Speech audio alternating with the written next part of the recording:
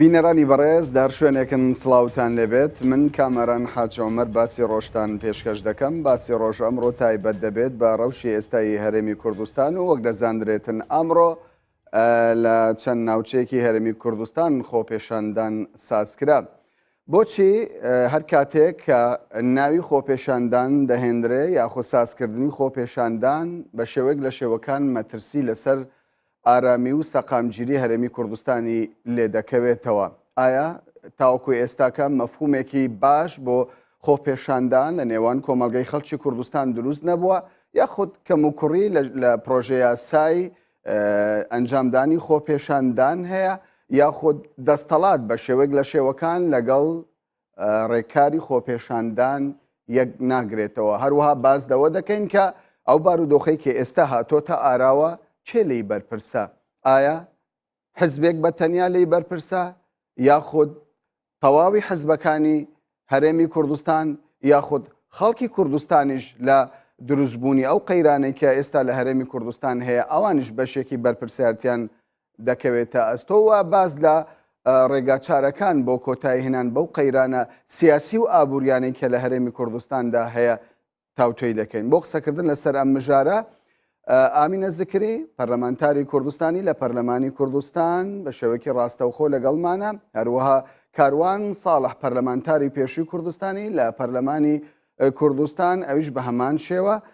دانە سعید سۆفی پەرلەمانتاری پێشووی کوردستانی لە پەرلەمانی کوردستان، ئەویش لە ستۆدیۆی سنتەر لەگەڵمانە. بە خێراتنێکی گەرمی میوانەکانم دەکەم. سەرەتا پێم باشە لە بەڕێستانەوە دەست پێ بکەم کاکدانە، بۆچی هەر کاتێک کە خۆپێشاندان لە هەرێمی کوردستان ساز دەکرێت بە شێوەیەک لە شێوەکان دەبێتە مەترسیەک بۆ ئارامی و سەقامگیری هەرێمی کوردستان؟ زۆر سپاس. من پێم وایە ینی کولتوری خۆپێشاندان ینی ئەزمونێکی باشمان نییە تا ئێستا لەگەڵی لە هەرێمی کوردستان، بەڵام بە باوەڕی من ینی دوای ئەوەی کە یاسای ڕێخستنی خۆپێشاندان لە هەرێمی کوردستان دەرچوو و خود لەسەر ناوەڕۆکی خودی یاساکە زۆرێک لە دەتوانم بڵم کۆدەنجی نەبوو لەسەرەوەی ئایا خۆپێشاندان چۆن ڕێک بخرێ، مۆڵەتی بۆ وەربژیرێ، مۆڵەتی بۆ نەگیری و ئەم شتانە. ئەوە وای کرد زۆرێک لە ئەوە دروست بێمتمانەی لە نێوانی هاوڵاتیان و لە نێوانی با بڵێن ئەوانەی کە دەسەڵات دارن، لەبەرچی لەبەرەوەی پێشتر تەجروبە هەبوو زۆر لەو خۆپێشاندانانی کە هاوڵاتیان کە دانویست ئەنجامی بدەن ڕێگان پێ نەدەدرا، یاوە تا زۆر جارە بوو ئەگەر ڕێگەشیان پێدرا بە لەوانێت دووچاری ئەوە دەبوونەوە، ینی زۆرێک لە پێشەرکاری لە ناو خۆپێشاندانەکان ڕووی دەدا، بە تایبەتیش لەلایەنی با بڵێن جهاتی ئەمنیەوە. ئەو بەمانایە لەلایەنی خۆپێشاندەرانەوە ئەوە دروست نەبووە. بەڵام بە هەر حاڵ من پێم وانە ینی ترسەکە لەلایەن هاوڵاتیانەوە دروستکرا بێ، زیاتر ئەوەیە کە لەلایەن دەسەڵاتەوە زۆرێک لەوە هەیە پێیان وایە کە هەر کاتێک کە هاوڵاتیان ویستیان تعبیر لە ڕای خۆیان بکەن لە ڕێی خۆپێشاندانەوە، ئەوە تا زۆرێک لە مەترسی لەسەر دام و دەستگاکان دروست دەبێ و ینی تەجروبەشمان کردووە لە زۆر شوێن بەڕاستی ڕێگە نەدراوە خۆپێشاندان بکرێت، زۆر زارۆیە مۆڵەتیان پێ نەدراوە کە بە پێی یاساش داوا کراوە. جا بۆیە زیاتر من پێم وایە دروستبوونی ئەو ترس و ئەو گومانە لەلایەنی دەسەڵاتەوە لەلایەنی با بڵێن بەرپرسە ئیداریەکانەوەیە، وەکەش لەوەدایە مەترسیەکە لەوەدایە ئەوان پێیان وایە ئەگەر شێوی ڕوودات ناتوانن کۆنتترۆلی بکەن، بەڵام من پێم وایە ئەسڵەکە بەو شێوەیە مادەم تۆ وەکو ماف وەکو لە چوارچەوەی یاسا ڕێک کراوە و پێویستە هەر خۆپێشاندانێک لەلایەنی هاوڵاتیان و ئەنجام بدرێت ئەگەر ئامانجەکەی دژی هیچ گروپێکی دیاری کراو نەبوو، ئەگەر شوێنەکەی گونجاو بوو پێویستە ڕێگای لێ نەژیرێ، ینی کات و شوێن و ئامانجەکە گونجاو بوو نابێت ڕێگای لێ بگرن. بەڵام بەداخەوە تا ئێستا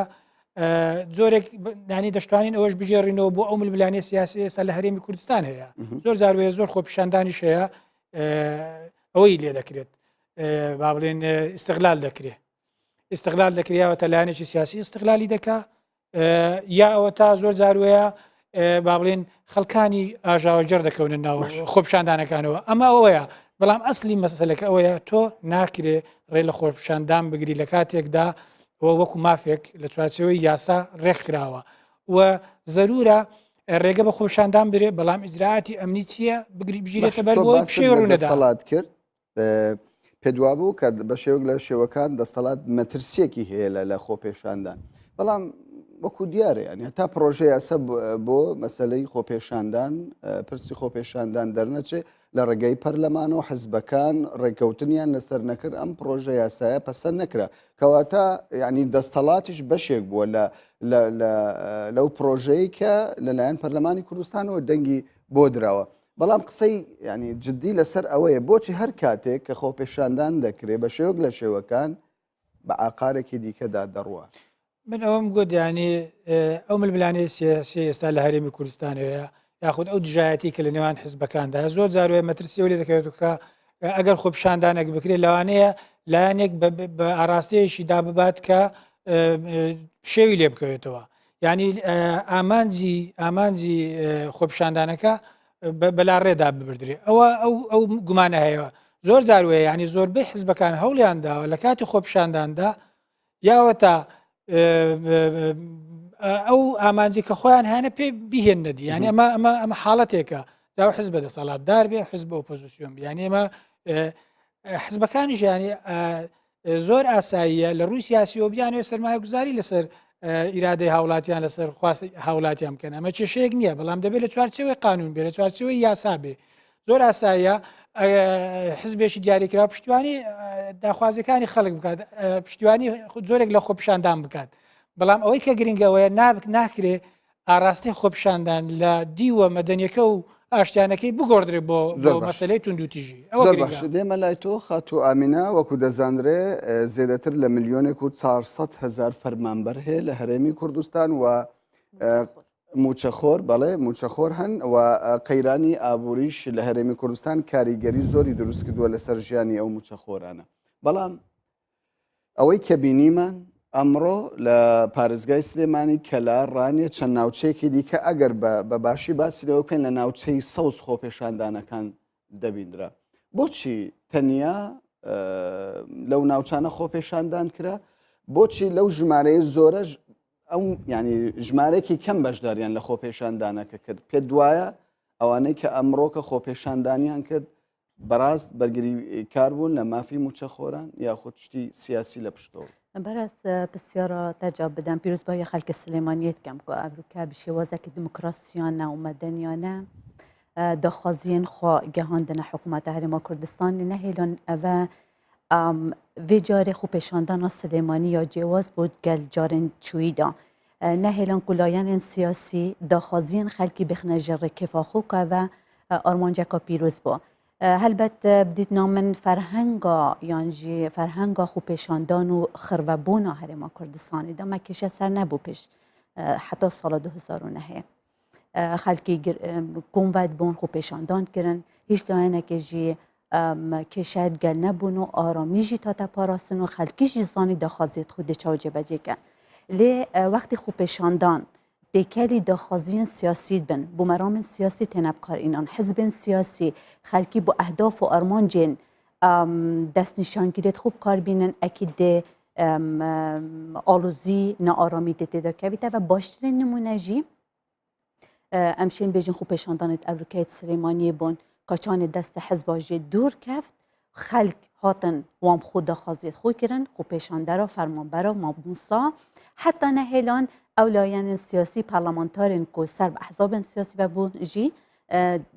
têkelê daxwaziyê wan bin zor bi şêwazekî heminanê birêveçû kêşet qanûnê de nîne qanûneka geleka îcabî me hay dîtna min dîsa ji yasayê ve me kêşenîne çinkî ئەزمونێت هەمی وڵاتێت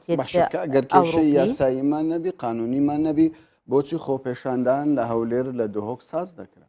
هاوشێوەی سلێمانی هاوشێوەی ساز دکە ساز نەکرا مەسەلە لەو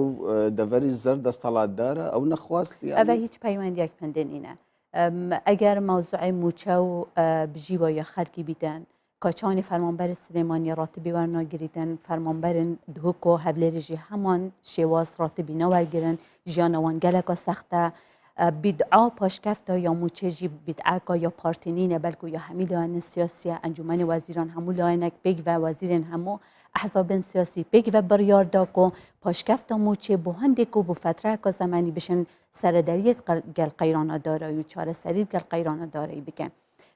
خلق حول رو دهو که خوب پشاندان کرن 25 هیوه بله افریقا کسی دخواست خوب پشاندان نکربون من بسیارا یا اداره دهو که و اداره یا حول رژی کرد با هر جور خوب پشاندان کرد گوریا سای پتیویا دخواست کر هبن با انجام داناوه گوش دخواست یک نهاد بکرون اول شکل نرماله افریقا ما مستعد دهو که و حول چون سنگرین پشمرگویر خوب پشاندان کرون و گوت نعمت هاتین بجنم پشمرگین قهرمان که هینچا برگیری سنگرات کن امواسانه پشراز بن راس جیانا ما گلک سخته بله کواتا پارتی دموکراتی کردستان لگل دجی خو پیشاندان نیه که استاکا موضوع خو پیشاندان نیه هریمک کو افریقا چارچوبه تو هریماتا یا شرکه نخازراو دجی داعش کتن پشمرگای سنگرادا 1800 آپترج 1800 آورایت هریما کردستان دا سعر نفت یک سردا بازی قیرانا داره یا هریم باردوخ سیاسی یا آلوز هریما کردستانه پیوندی تکمه ما بین لاین سیاسی یا ناس ساخلمه درست نینه اوه همی او سببن که افریقیانو که هزن پیشمرگه و دستگاهین امنی آماده کاری و بشار آزاد کرنا میسلید کن یا منطقی نینه دو آماده کاری و بشاری بکن نوچه یاد گوران کاریت مزن دا هریما کردستانه هم مؤامرات یت مزن سیاسی نوچه تنکرن که خطرهای سر هریما کردستان جاهی هم آینده کایگش بر هنمی داهی هم جی مخاطرت مزن سر هریما کردستان داهی معقولینت و آنوساته دا یعنی نارامی و پشیوی و چکرنا یا آلوزیت درست ببیدن جبر هنده از بینم مسئولیت و برپرسانه یعنی خلق حوله رو دهوک و سلیمانی جیم افریقا سلمان کو برپرسانه تعاملت قلبی بابتی دیکن کردان دخوازین خود جبجه کن و دخوازت خود گهن حکومتی که بدید نام من هر جور خوب پشاندانه که مدنی یا روایه پیشگیری عملت کن الگور یا سایل گور قانون هریما کردستان و هیچ دانه جی نشد ریگیری لبی که ما بس اول گویش دانه که ریگیری نکریه بس وقت دخواست کرد که هبیتن کو دخواست بکن لایان گروپی دخواست بکن که خوب پشاندانه بکن دست بلای برایس کاروان صالح پارلمانتاری پیشوی کردستان لپارلمانی کردستان برایس کاروان جد لقسکانی هر دو پارلمانتار گرت دیاره تواوی حزبکان لمیدیاکانی خوینده باز داوده کن که آوان نقل خوب پشاندانن نقل داوای روای خلچی کردستانن پرسیارەکەم لێرەدا ئەوەیە ئەگەر بەم شێوەیە بێت هەمویان پشگیری لە خۆپێشاندان بکەن بۆچی زۆر جار ناڕەزایی لە سازکردنی خۆپێشاندان ینی لەم لاو لەو لای لێ دەکەوێتەوە ئایا لە ماوەی ڕابردوودا خۆپێشاندان بە شێوەیەک لە شێوەکان لەلایەن حزبەکانی کوردستانەوە کراوەتە کارتێکی سیاسی بۆ یەکلاکردنەوەی کێشەکانی نێوە خۆیان؟ بەڵێ زۆر سپاس بۆ ئێوانە بەڕێزەکانیشێت سڵاو لە هەموو هاوڵاتیان کە بەشداری خۆپیشاندانی هێمنانەیان کرد ئەمڕۆ لە تەواوی هەرێمی کوردستان. من پێم خۆشە ڕاشکاوانەتر قسە بکەین. ئێمە لە دۆخێکدا دەژین ململانەکان گەیشتۆتە ئارەستەیەکی وا هەر چوار لایەنی کە لە سلێمانی هەم هاوپەیمانن هەم ململانێشیان لە ناوە خۆیان هەیە. هەموو ئەو حزبانەی ناوچەی سلێمانی لە ناوە خۆشیان ململانە و کێشە و گرفتی ناو خۆیان هەیە هەم لەگەڵ یەکتری شەیتیان وە بە هەمووشیان لەگەڵ پارتی دیموکراتی کوردستان هەیتیان. بۆیە هەموو کاتێک کە کۆمەڵانی خەڵک بەویست و ئارەزوی خۆی بە مافێکی شەرعی کە بێوێ خۆپیشاندان بکات تعبیر لە ڕای خۆی بکە ویا کێشە و گرفتەکانی بخاتە بەر لایەنی بەرپرسیار ئەو چوار لایەنە بە شێوەیەک لە شێوەکان سواری سەری شەپۆلی خۆپیشاندان دەبن بەو ڕێیەیدا دەبن ئەستۆ پاچی خۆیان بسەلمێنن کە ئەوان بە هیچ شێوەیەک نە بەرپرسیارن نە لە دەسەڵاتن و نە هیچیش دەوریان هەبووە لەو کێشانە. هەمومان باش دەزانین هەموو لایەنەکان کە 5 لایەن ئیتلافیان هەیە لە کابینەی بەرفراوان بە هەموو لایەکیان ڕێژەیەک لە موچەی هاوڵاتیانیان کەم کردەوە و دەبێت بە هەموو لایەکیشیان چارەسەر بۆ گۆڕانکاری لەو ڕێژەیە بە هەموو لایەکانیان بیکەن هەمویان لە لێژنەی قەیرانەکاندان هەمویان لە ژووری ئابووریدان هەمویان وەزیریانەیە و هەمویان دەسەڵاتدارن هیچ کەسێکیان ئۆپۆزیسیۆن نین بەڵام وەک دەڵێن ئێستا ماوەی پەرلەمان خەریکە بەرە و کۆتا دەڕوا ساڵێک و شتێک ماوە ئەو بانگەشەی هەڵبژاردن و مزایەداتانە زۆر نۆرمالە لە کوردستان دەست پێ بکاتەوە بەڵام هیوادارین دەسە خوێنی خەڵک نەبێ و ئەگەر لە کۆمەڵانی خەڵک بگەڕێن هاوڵاتیان بەو شێوەیە بەو کەلتورە تازەیە کە زۆر جێگای ڕێز و حرمەتە تعبیر لە ڕێی خۆیان دەکەن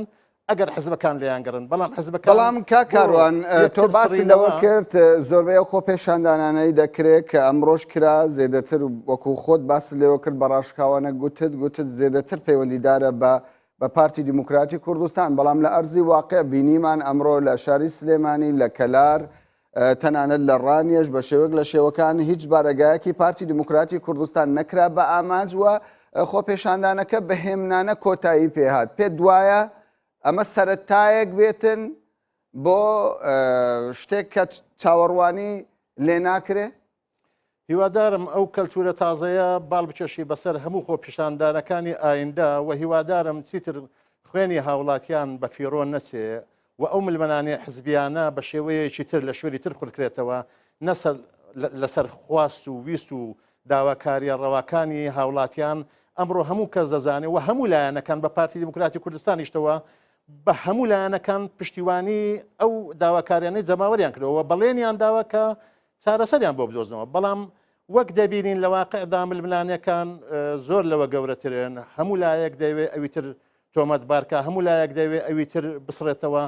هەموو ئەو حزبانەی کە لەو ئیتلافە لە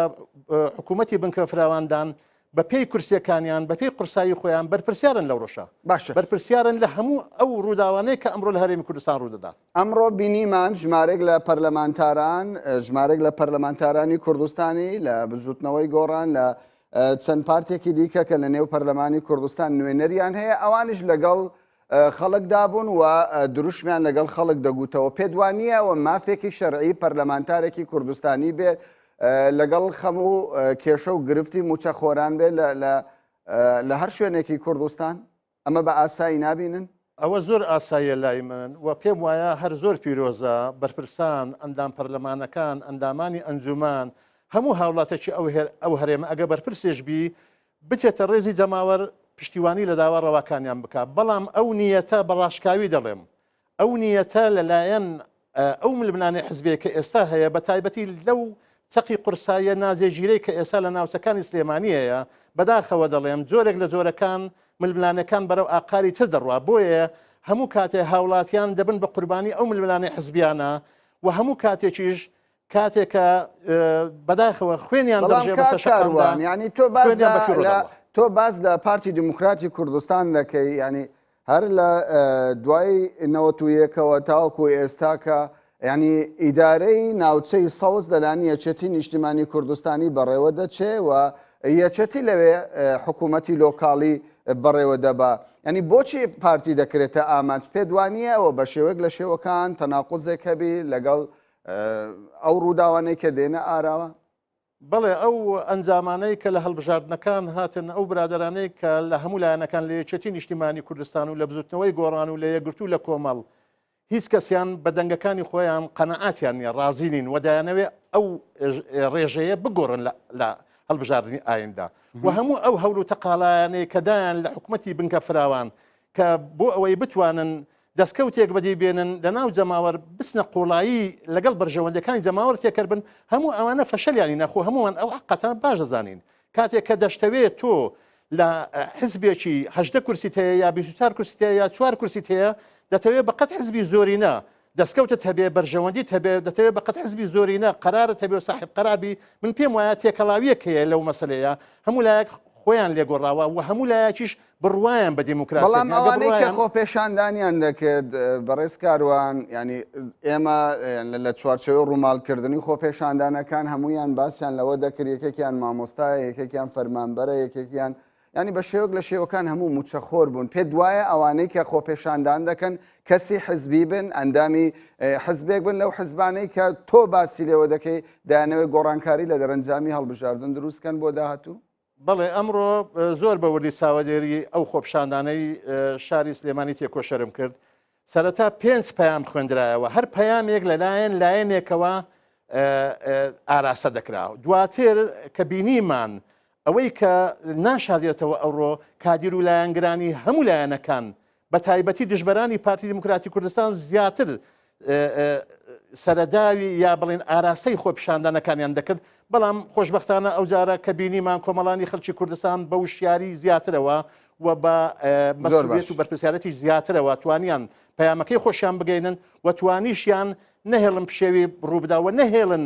کارەساد ڕووبدا و دەنگ و سەداشیان بە ئاسانتر گەیشتە دەسەڵات و من دەڵێم دەسەڵات هەر 5 لایەنی دەسەڵات کە لە دەسەڵات شەریکن زۆر 5 لایەن کە بەڵێنیان بە خەڵک داوە و هەر 5 لایەن بەرپرسن لەو نەخشە ڕێگایە کە ئێستا ئەمڕۆ لە ڕووی ئابووریەوە بەسەر هەرێمی کوردستان دادێت باشە دواتر قسە لەسەر بەرپرسیارەتەکە دەکەین ئەو بارودۆخی کە هاتۆتە هەرێمی کوردستان بە دیقەتر گفتوگۆی لەسەر دەکەین دێمەوە لای بەڕێستان کاکدانا کاک کاروان دەڵێ ئەمە بۆ دەرەنجامی هەڵبژاردننی داهاتووە لە ئێستاوە هەندێک لە پارتەکان هەوڵ دەدەن هەندێک لە حزبەکان هەوڵ دەدەن دەرەنجامی هەڵبژاردنەکان بگۆڕن پرسیار لێرەدا ئەوەیە ئایا ئەو خۆپێشاندانانەی دەکرێت یاخود بانگەوازی ئەنجامدانی خۆپێشاندان دەکەن بۆ یەکلاکردنەوەی کێشەکانی نێوخۆی نێوماڵی کووردە بۆ گۆڕینی دەرەنجامی هەڵبژاردننی داهاتووە یاخود ئەمە داواکاری خەڵکی کوردستان و فەرمانبەران و چینی موچەخۆران ئێمە زارێ دەبێت دوعا بکەین هەڵبژاردننی داهاتوو بکرێ هەڵبژاردننی ئایندە بکرێ ینی جارێ هیچ ئەو ئاسۆی ڕوون نییە بە نازانین بەڕاستی و هەڵبژاردنە دەکرێت لەو بارودۆخە سیاسی ئێستا هەیە ڕژبینی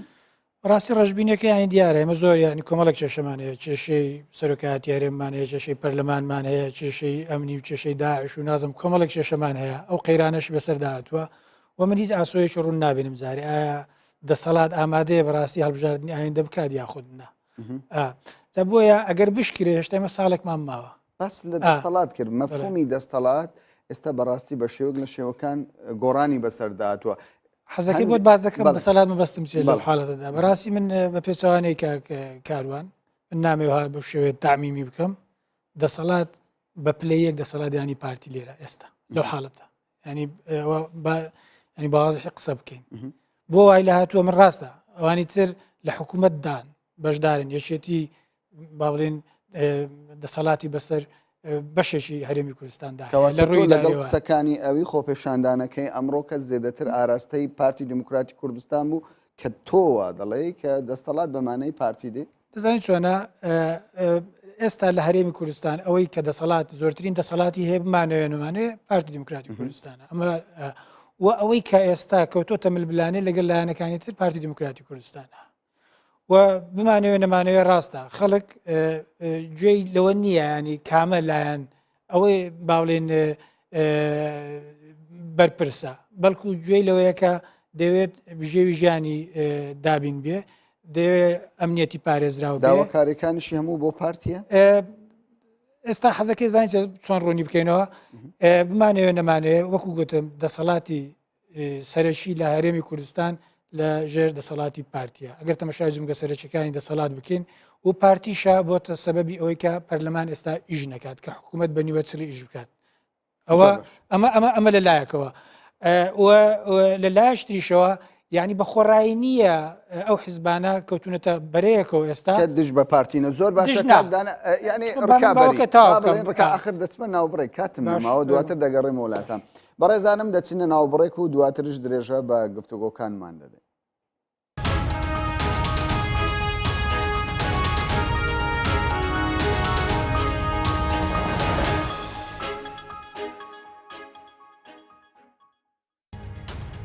جارێکی دیکە سڵاوتان لەبێت بینەرانی کوردستان 24 باسی ڕۆژ تەوەرەکەی تایبەتە بە ڕەوشی ئێستای هەرێمی کوردستان و خۆپێشاندان و بەرپرسیارەتی لە دۆخی ئێستا و ڕێگا چارەکان دیارە هەرەیەکە لە ئەمینە زیکری پەرلەمانتاری کوردستانی و کاروان ساڵح پەرلەمانتاری پێشووی کوردستانی و دانە سعید سۆفی ئەویش بە هەمان شێوە پەرلەمانتاری پێشووی کوردستانیە کاکدانا ئەگەر قسەکانی خۆت تاو ئەو وێنەیە کە با بڵێن پارتی دەسەڵاتدارە ئێستا پارتی بەرپرسە لەو کێشانە لە چیوە دروست بووە بەشێکی لەوەی کە گوتمان پارتی دیموکراتی کوردستان زۆربەی جمگە سەرچەکانی دەسەڵاتی لە بەردەستەمە لەلایەک لە لایەشترەوە بۆ خۆی ئەو بەرپرسیارەتی زیاتر ینی خستە سەرشانی خۆی بەچی بۆی کە دەبواە ئەو گەمە سیاسی ئەو بەرپرسیارەتە لەکوێ لە پەرلەمانی کوردستان دابش بکرێ بەڵام ئەو خۆی هاتوو پەرلەمانی پەکخستووە ئەوە بەشێکە بەڕاستی من دەتوانم بژێرمەوە بۆی کە پەکخستی پەرلەمان وای کرد کە بەرپرسیارەتی پارتی زیاتر بێ لەبەرەوە ئێستا بۆ خۆی لە ساحەکەیە کەسێک نییە لێ با بڵێن ئەو حکوومەتە لەژێر چاودێری ئێمە باواقع قسە بکەین ینی قسەی زۆر لەسەر پەرلەمانی کوردستان دەکرێت بەڵام هەموو کەسێک دەزانێت ینی زۆربەی خەڵکی کوردستان دەزانێت پەرلەمانی کوردستان لە ماوەی ڕابردوودا لە ڕێگای مەکتەبی سیاسی حزبەکانەوە بەڕێوە دەبردرا پرۆژەکان لە مەکتەبی سیاسیەوە دەخران بە ئیتیفاق بە یەکەوە بڕیاریان دەدا بە بەڵێ بە نەخێر ئێستا چۆن دەکرێت ینی پەکەوتنی پەرلەمان ببێتە هۆکارێکی ئەوەندە گەورە کە ینی 4 حزب لە بەرامبەر پارتی دیموکراتی کوردستان لەبەرەوەی پانتایی گەمەی سیاسی و حزبانە پەرلەمان بۆ بەڕاستی بە شێوەیەکی سەرەکی ڕاستە ئەوانە لە حکوومەتدا کەم تا زۆر بابڵێن وەزیریان هەبووە بەڵام هەمومان دەزانین ینی زۆر جاروەیە ئەو وەزیرانە لەبری ئەوەی کە شەریک بن لە حکوومەتدا یاخود حزبەکان شەریک بن لە حکوومەتدا میوان بوونە بەڕاستی ینی هەر کاتێک بە بڕیارێکدا توانراوە ئەوەیە هەڵبۆشێت وەکو بینیمانەوە عقدەی هەشبوو هەڵوەشراندرا بەڵام ئەو حزبانە کە هاتوونەتە ناو حکوومەت بە فشاری پارتی هاتوونەتە ناو حکوومەت یاخود بەویستی خۆیان لە ڕێگەی من دەتوانم باسیەوە بکەم هاتنە ناو حکوومەتیشانەوە هەڵە بووە کاتێک هاتن بە ینی ئیتفاقیان لەسەر بەرنامەی کارنامەی حکوومەتەکە نەکردو بەڵکو ئیتفاقیان لەسەر پۆستەکان کردووە ئەوەیە هەڵەیەکە ئۆپۆزیسیۆن نەدەبابێتە ناو حکوومەتێک کە نەتوانێت ببێتە شەریکی حەقیقی ئەو حکوومەتە ینی تۆ بە پۆست بە وەزیر نابێتە شەریکی حکوومەت ینی ئێستاش کە باز لەوە دەکرێت کە پارتی دەسەڵاتی سەرەکی هەیە لە ناو حکوومەتدا وەرە کە بەرپرسیارەتەکەش دەکەوتە سەرشانی ئەو بۆشی خەڵک گلیان لەوە لەبەرەوەیەتە داهات کە لە ڕێی وەزارەتی سامانە سروشتەکانەوەیە لە بەردەستی پارتی دیموکراتی کوردستانە باشە ئەو هەموو گلەیەکە لەسەر ناشەفافەتی داهاتی هەرێمی کوردستان هەیە دەبواە پارتی دیموکراتی کوردستان تا ئێستا کۆمەڵێک هەنگاوی ناباوە ئێوە باز لە ناشەفافی بوونی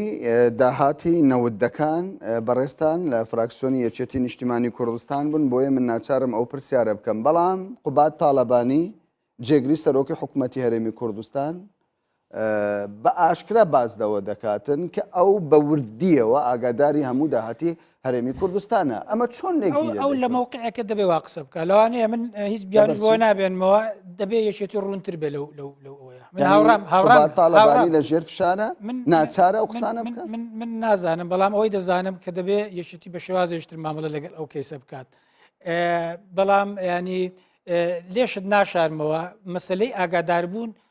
خۆ سەرۆکی حکوومەتیش لەوانەیە ئاگاداری جزئیاتی ئەوەکان نەبێ بەڵام ئەسلی مەسلەکە ئەوەیە کاتێکە کە بۆ خەڵک ناشەفافە دەبێ ئیزراعاتە بێ کە کۆمەڵە کەیسی گەندەڵی باز دەکرێت دەبێ ئیزراعاتە بێ کاتێک کە حکوومەت ئەو ئیزراعاتانە ناکە ینی خەڵک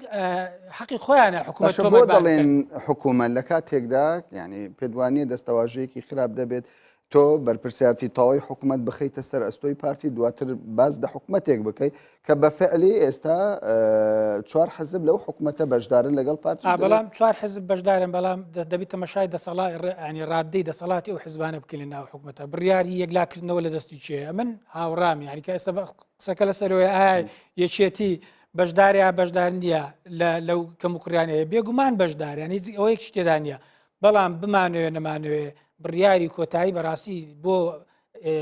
ئیشوکارەکانی حکوومەت بۆ ئەدای حکوومەت لە دەستی پارتیە و دەشزانین یانیەوەتە بینیمانیانی بە بڕیاری مەکتەبی سیاسی پارتی کۆمەڵێک قەراری گرنگ درراوە ینی ئەو کراوە یەک قسە دەمێتەوە بکەم لەسەر مەسلەی ئەوەیە مەسلەی داهات یانی قسە لەسەرەوە دەکرێت قوبات تاالبانی باسی ئەوەی کردووە کە ئاگاداری زۆر ئاساییە من هەتا دەتوانم بڵێم ئەو نەوتەی کە با بڵێن لە ڕێی تەنکەرەوە دەڕوا نازام لە ڕێی چی دەڕوا بێگومانێکێتی و پارتی ئاگادارن هەردوو لایانی ئەمەوەیە بەڵام شتێشتر هەیە ئەوەی کە بە ڕسمی دەڕوا ئەوەی کە لە ڕێی بۆ ڕێەوە دەڕوا دوازار کۆنتترۆلەکەی لە بەردەستی پارتی دیموکراتی کوردستانی بمانوێ نەمانوێ ئەنی بەو شێوەیە لە بەرەوەی لە ژێر دەسەڵاتی وەزارەتی سامانە سروشتەکانە و لە تورکیا هەمومان دەزانین داهاتەکەی بەو شێوەیە ئەوەیە کە گرنگە چ ژمارەیەک بە هاوڵاتیان نیشان دەدرێت زۆربارێک بە حکوومەت نیشان دەدرێت ئەوە گرنگە قسەی خۆت کرد دەچینە لای خاتوو ئامینە زکری خاتوو ئامینە ینی زۆربەی پەرلەمانتاران حزبەکان باز لەوە دەکەن ئەو بارودۆخەی کە ئێستا هەرێمی کوردستان تێی کەوتووە پارتی دیموکراتی کوردستان ئێوە چی دەڵێ؟ از زور سر آفتنا که کاروانی دست بگه پارلمانتار گور همی پروتکل و یاسای دیت پارلمانی لایه که گو بریاردره داخازیت خلکی دیور گرید نه دی چی تدگل داخازیت خلکی با هنده که اگر از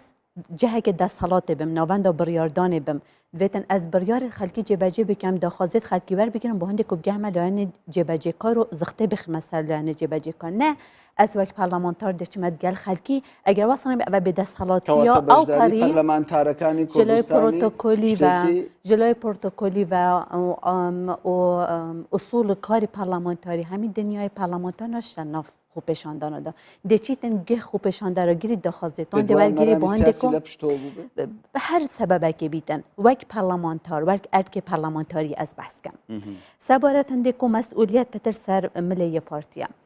اف حکومت یا بن کفروان اتفاق همی لاین سیاسی هاتیا بگینن دمی کو گل همی لاین سیاسی رکفتن هاتیا کرن همی لاین نازانی که چه جمگت اساسی دست پارتی دانه که از جینا کوک نبو گور استحقاق انتخابی پارتی بالعکس تصحیه دا او پستت یت اداریت خو دا بشکر وکی بنمونه یکتی 18 کرسی هبون بس وکی پارتی 5 وزارت هبون جگیر وزارت سرک وزیران هبون اندام انجمن ین کاروبار بالای نفته ددا با اندام 5 اندامت یت انجمن نفته هنگ که دوشان پارتی نسه یت حزب دیتر بون گوران و یکتی او ددا بون داها یعنی ما بس من چه ما بس من اویا لاین سیاسی جرأت ناگن وک حزب سیاسی مسئولیت حل بگیرن وک حزب سیاسی مسئولیت میجویی اجتماعی و سیاسی خو حل بگیرن بس داخل دیگم آخر ناو بهنه یعنی لانی سیاسی کامران بس مجالی بدم دست آخرتنا خود تمام بکم بله ازدواجیت پیام لاین سیاسی داهی بو نمونه بچیکترین نمونه حکومت حریم کردستان دوا کرد که بانگوازی همه احزاب سیاسی کرد که رنشینه بگم کس آماده نبود بچید گل حکومت حریم رنتخاره بس سلیمانیه حزب سلیمانیه درخواست کرد که کمبونا یا 5 لایه بهتر کردن یعنی ازدواجیت یاد پیام دای اداره یا سلیمانیه دهات سلیمانیه رسومات سلیمانیه گمرک سلیمانیه او همی حتی که بو حکومت حریم کردستان نهایتاً دهات سلیمانی هرب سلیمانی بوده خلق سلیمانی وید بسیار اداره سلیمانی بکه دهات سلیمانی نفتا کرکوک او بشه که بو کمپانی سلیمانی چی بو کی و چیدن بو چی حتی نوکه بو بجی و خلقی نهاتی مزاختن چون نفتی کرکوک باصل لنقطه کی گرین کر اگر زیاده تر یعنی فوکسی لسر بکنی نوتی کرکوک ده چه بریا داشتا بریا یا ناوندا یکتی گلی خالد گرینگ و میجویت دابون بس هندت کتن که تو ازدواجیت یا لاین من وک پارتی یعنی جه داخله خلالک یا حکمرانی حریم کردستان داه بوی پشتی سال 2000 یعنی پشتی راپرینه دو قناق دست بگیرن قناق انتقالیت یا شورشگری برف مؤسسات و دامزراوی شرعی حکومت حریم کردستان و قناق پشتی سال 2005 که کار کردن بو چکرنا وحده اداری یا جغرافیا یا حریم کردستان که امتداد سرکفتی نبود یعنی مع الاسف ویتن گله براوشکاوانه جرأت بجین حریم کردستان یک وحده اداری یا جغرافی نبود باشه بوجه بس به خارج از بشم باشه بوجه یا حریم کردستانه 48% بو سلیمانیه یا چوی 52% بو حوله رو دو که چوی واتا پاره یا دابشگیری بویه شناحیه اداری و پارتی دموکرات کردستان یک دست حالا سلیمان یک کارمند یعنی یک کارمند باغچه ساوایا باغخوان باغچه ساوایا موظفک دا نمزراندیه واتا دست حالات یا سلیمانی اداره سلیمانی مسئولیت سلیمانی بو یکتین شمانی کردستان و نکه بو گوران صفر تبخل بيت بسير روان بكر ماوەیەکی زۆرە لەوەتەی ینی هەرێمی کوردستان نەوت هەناردە دەکا حکوومەتی هەرێمی کوردستان گلەی زۆر لەسەر ئەوە دەکرێت کە حکوومەتی هەرێم شەفاف نییە لە دیاریکردنی داهاتی هەرێمی کوردستان بۆچی پارتی دیموکراتی کوردستان ئەگەر ڕاشکاوانەتر بڵێن نێچیروان بارزانی سەرۆکی حکوومەتی هەرێمی کوردستان نەیتوانیوە قەنەعەت بەو حزبانە بهێنێتن هەموو ئامارانیان بۆ بخاتە بەڕوو کە چیتر باز لە شەفافی بوون شەفافی بدیتنا من دیسازێ بێژم لایەنە سیاسی ازدواجیەت یا پەیامەوانە سیاسیدا نەبێم جرعەت حکمداری حسانابی دەوڵەتداری وی شێوازێ نابێت پرۆسێسا نەفتێ خۆ ئەوەنینە کو تو دێبتانکەرە قاچاق دێبەی کو تو نازانی کاچانێ بە هەمی بۆریە نەفتێنە پرۆسەکەیە جیهانیە چتە بەندەرە جیهانی شفافیت یا نیو دولتی چاودێری نیو دولتی یا سەر هەی ئەنا بێژم پرۆسەکە گەلەکە شەفافە بەس ئەس بێژم هەمی لایەنە سیاسی هەرێما کوردستانی تێدا ئاگەهدارن هەمی ئەو کەسێت کو بەژار حکوومەتێدا بووین کابینا حکوومەتێدا حتا ئەگەر بیرۆکایك دانا بهێتێ ئەنجومەنی وەزیران ساڵا دیمایکە 2013 بۆ جیڤینە 2014 بۆ جیڤینەت گەل هەمی پەرلەمانتارە لایەنە سیاسی و پەرلەمانتارت عێراقی و کوردستانی و ئەنجومەنی محافظەتە کرد بەحسێ چەوانیە دەرهێنانە نەفتێ داهاتێ نەفتێ دابەشکردنە نەفتێ کرد دوی وەختیدا قەناعەتێکا تام بۆ هەمی لایەنە سیاسی و پەرلەمانتارە درست بوو باشە خێرە بۆچی پرسیار ئەوەیە بوچی ئەگەر تە دەستکەفتەدا وەختی سعرا نەفتەیە بلند وەختی شەڕی داعشنە وەختی وەزعی خەلکی خۆش هەمی پرۆسێ سەرکەفتنێ داد گوتن ئەمژی شەریکین بەس نوکە کوت قەیرانەکە یا ئابووریدا سعرا نەفتەیە دا بەزی شەڕی داعش یا هەی 1800 ئاوارەیەت هەین نوکە لایەنی بەڕێزیشان پەرلەمانتارێکی پێشوو پرسیارە من ئەوەیە بوو نەخۆشیەدا وان هەمی کەودانت یەت سەخدا لایەنە سیاسی خو بەرپرسیار نابینە پرسیار ئەوەیە بەڕێز کاروان دەگەڕێمەوە لای بەڕێستان قسە ئێستا زێدەتر باز لە شەفافی بوونی داهاتی هەرێمی کوردستان دەکرێت بەڕێستان پەرلەمانتاری پێشوو بوون و پێم وایە ئێوە سربەخۆیانەش کارتان کردووە نەیەکێتی بوونە و نەپارتیژ بە بۆچوونی ئێوە لە ماوەی 4 ساڵی ڕابردوودا کە ئێوە پەرلەمانتار بوون پێتان وایە کە داهاتی هەرێمی کوردستان بەڕاست شەفاف نییە جێگری سەرۆکی حکوومەت دەستەی ئەنجومەنی ئابووری بە شێوەیەکی گشتی ئاگاداری داهات و خەرجیەکانی هەرێمی کوردستان نین؟ لەگەڵ ڕێزم بۆ ڕای ئەو برادرانە ئەوانەیە کە بەشداری کابینەی بنکە فراوانن لە حکوومەت بەشدارن هەمویان تاقەیەک هەلوێسیشیان نییە لەسەر ناشەفافەتی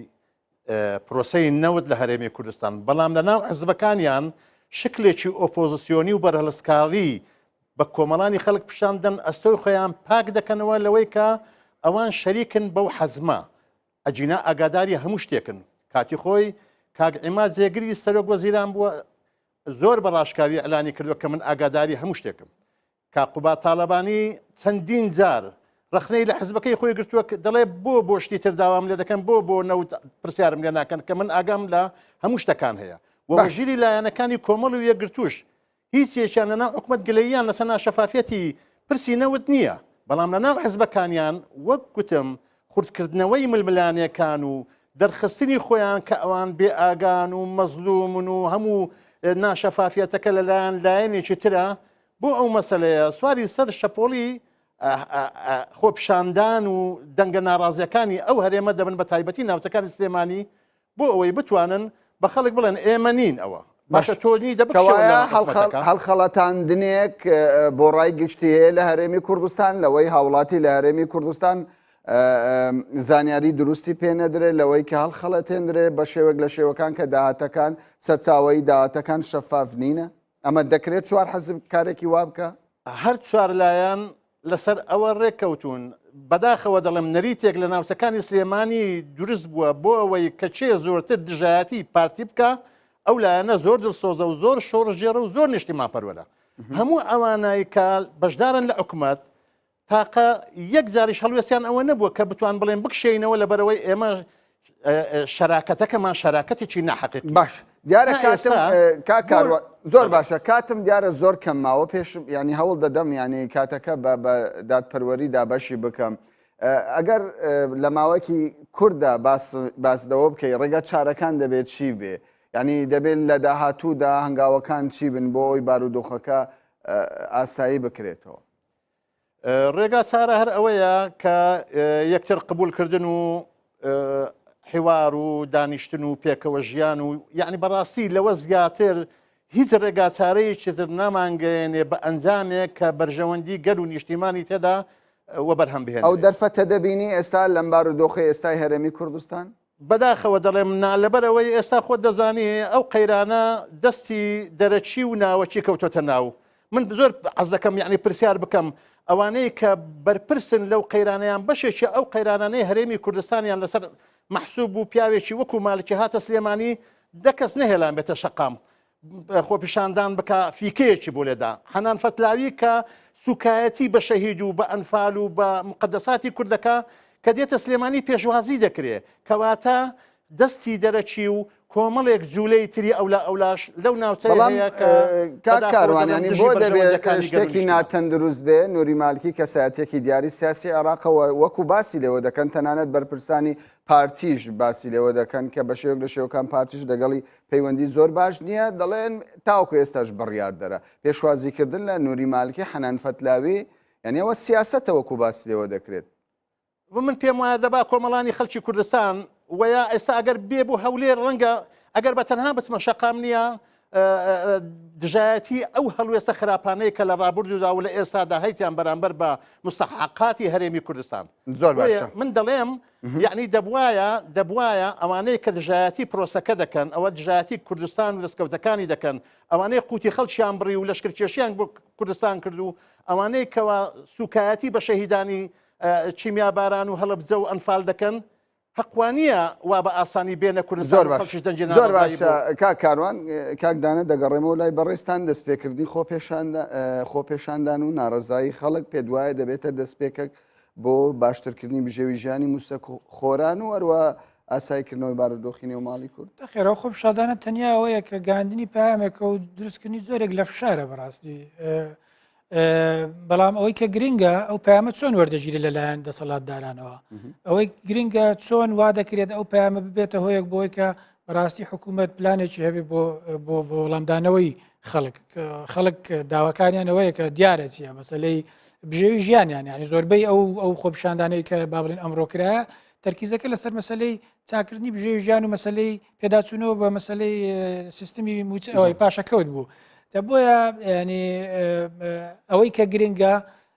دیارە قسە لەسەرەوە دیسان بینەوە سەرەوەی بەرپرسیارەتێکە تەنیا و تەنیا بەرپرسیارەتی پارتی نییە بەڵام لەبەرەوەی پارتی ئێستا زۆربەی با بڵێن داخوازەکان ڕوولەوە وەکو گوتیشمان ئەو دەورەی بەخۆ داوەکە دەسەڵاتداری هەرێمی کوردستان بێ پێویستە بەڕاستی ئەوان بەرنامەیەشان هەبێ بۆکە وەڵامی هاوڵاتیان بدەنەوە وەڵامەکە دەکەم بە ئیجراعاتیان هەبێ ئامینە هەموو داخوازەکان ڕووی لە پارتیە پارتی هەنگاو داهاوێژێ بۆ جێبەجێکردنی داواکاری خەڵکو و ئاساییکردنەوەی بارودۆخەکە پارتی خومەسئول سانیتن و بەرپرسیارەتی ژی پستای خوبەگرتیا و خوشمەسئولیەتێ و نادەزی چونکی پارتی یا حکمداری و دەولەتداریەت کرد ئەم بدیتنا من شەڕێکی مەزنترە مؤامرەکە مەزن یا سەر هەرێما کوردستانێدا هەی باڵانسا هێزەیە تێتە گوهرین شەڕێ ئازادیە مووسلەیە مالکی و ئیرانێ نەوێتن کۆ شەڕێ پرۆسسا یا ئازادیە میسلێ دەست پێ بکەتن بۆ هەندێکی دێ ئاژاوا دروست بکەن بە تایبەتی کارئینانا خەلکی و هەندە لایەنە سیاسی سلەیمانی کۆ ئەف سەرکەفتنە بدەست بەنەهێتن بۆچی جێکی ئازادکردنا یا میسلێ هاوکارانم پێم دەڵێن کاتدما زۆر داوای لێبوردن دەکەین ئامینە زکری پەرلەمانتاری کوردستانی لە پەرلەمانی کوردستان کاروان ساڵح پەرلەمانتاری پێشووی کوردستانی لە پەرلەمانی کوردستان دانا ساید سۆفی پەرلەمانتاری کوردستانی لە پەرلەمانی کوردستان زۆر سوپاسان دەکەم کە کاتی خۆتان بە ئێمەدا بینەرانی بەڕێز زۆر سوپاس بۆ ئێوەش کە لەگەڵمان بوون بمێنن بەخێر.